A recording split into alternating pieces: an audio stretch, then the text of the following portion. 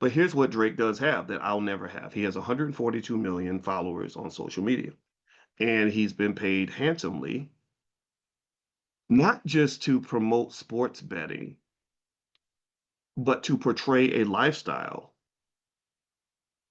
that is not authentic. If anybody sees it, he goes in and what he'll do, and this is all orchestrated for the manipulation of young people, particularly young black men, but also young people, period, because he influences everybody. Um, and what he'll do is he'll tweet something and say, I just placed a $600,000 bet on, on the Raptors to win. Or I went to the World Cup and I just bet $100,000 on the World Cup. And what they don't tell you, and this is what the lawsuit, this is why he's being sued, they don't tell you that all this is fake.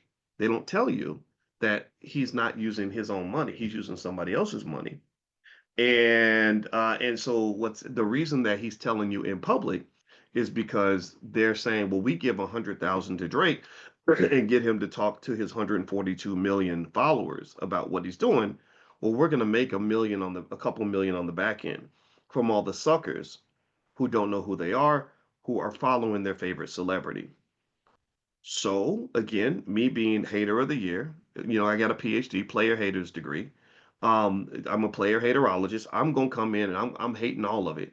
I hate it all because because there are stories I've seen where there was a 21-year-old kid who formed a gambling addiction, except his addiction was stock options, and he would gamble on these stock options and take these really leveraged bets. He called it investing, but it wasn't investing, it was gambling. Those are two different things.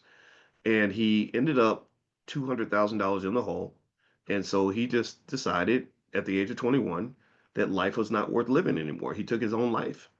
And this is not uncommon. This happens a lot.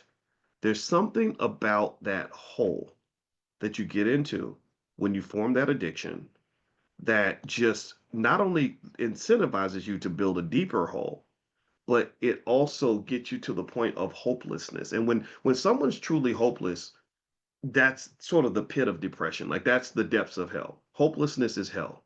Hell, if you ever want to go to hell, put yourself in a situation where you feel completely hopeless. That's why I want you to always have hope. I want you to always look forward to the future. I want you to always count your blessings. That's an active decision I encourage you to commit to because that creates internal happiness, which is much more valuable than anything a material possession can ever give you.